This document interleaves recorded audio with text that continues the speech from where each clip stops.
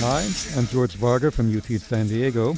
We recently sat down with Megadeth leader Dave Mustaine at the Megadeth recording studio in San Marcos, where the band recently completed their new album Super Collider, due out in May.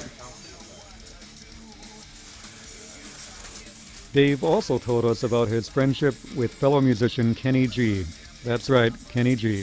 You know, most people listen to Kenny and they think about his popular stuff. And, you know, he is so much better when he's just allowed to do his thing. I left a Kenny G fan watching him because he shredded, absolutely shredded. And it was such a gentlemanly thing. He introduced me to the audience. He said, "You guys have a real treat here in the audience tonight." And I'm looking around thinking, all right, who's here?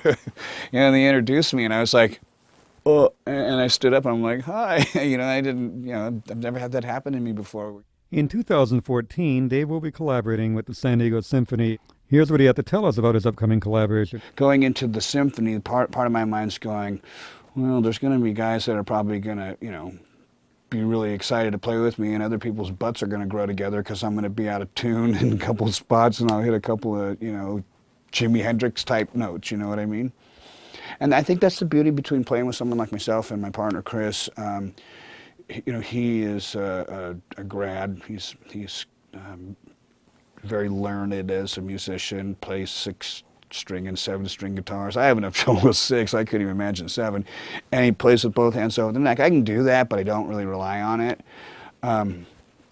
So he would be much more adept at going into a situation like that. On the way down to go see Kenny the other night, the tour manager says, "Does Dave want to hop up and jam with Kenny?" It's like, no, I have no idea what you guys are doing. I need at least one practice, come on. I mean, I could get up and do, Welcome to the Jungle or some crap like that, but I can't go and do any of these classical songs that I've never heard before or haven't heard for a long time. And just because you hear it doesn't mean you can play it, or even if you can play it, doesn't mean you're going to play it right.